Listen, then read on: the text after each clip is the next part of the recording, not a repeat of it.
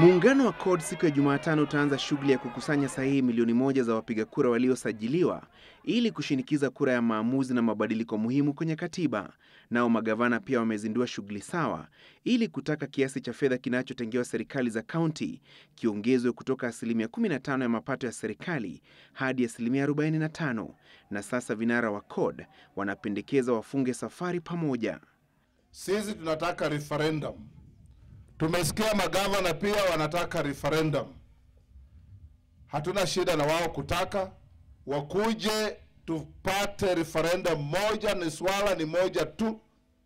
Kama Bungoma mnataka kupiga hatua ya maendeleo, watu wangu, lazima pesa itoke Nairobi ikuje mashinani. Wakenya walipiga kura kwa katiba. Hiyo katiba kuna kasoro, lakini vile vile tumekuta ya kwamba kuna pale ambaye haikuweka nati sawa sawa. Hawa wanatumia haya kudhulumu Wakenya. Kwa hivyo tumesema tutarudi kwa wananchi wenyewe. Wananchi wawe na jukumu ya kuona kwamba wamelinda haki yao kupitia kwa njia ya katiba. Lakini naibu wa rais William Ruto aliyeandamana na viongozi wengine wa muungano wa Jubilee katika ibada ya Jumapili katika kanisa Katoliki la St. John's Nyabuito, eneo bunge la Nyaribari Chache, alidai kura ya maamuzi inayoshinikizwa na magavana na muungano wa CORD ina dosari. Ukichunguza sana, hawa watu wanatuambia ya kwamba tunataka kupeleka wananchi kwa kura ya maoni. Ni group mbili.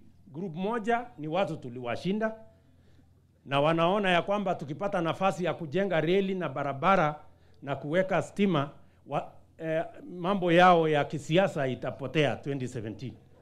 Ndio unaona wanasema wacha tukoroge hii watu ndio wakose nafasi ya kufanya kazi 2017, ati ndio wapate vile ya kutafuta kura. Group ingine ni ndugu zetu magovernors, wengine wao wako na maswali ya kujibu kwa sababu ya vile wametumia pesa ya umma. Magavana tayari wameizindua kamati ya kiufundi itakayofanikisha kura ya maamuzi walioipa jina la pesa mashinani. Mimi kama mtu wa binafsi sioni ya kwamba hiyo mabadiliko ambayo inatakikana kupitia kwa njia ya referendum, sioni vile kwa wakati huu itamsaidia mwananchi.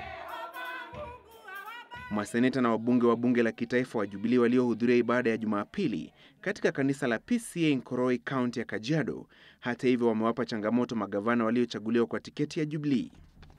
Wengine wanatuambia unajua sasa nyinyi maseneta, kwa nini mnatuuliza maswali? Unajua sisi ni watu wakubwa sana.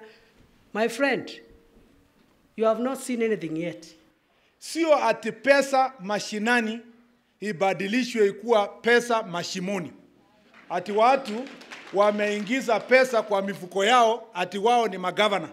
Wewe unajificha na referendum ndio wacha kuulizwa maswali ya ile pesa umepewa umetumia namna gani. Tunataka maneno kama hiyo. Lazima tukubali ile pesa imetumika na gavana, tuangalie imetumika namna gani.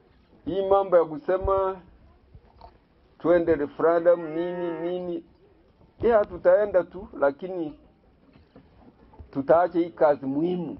Mnataka tuwaze kazi muhimu?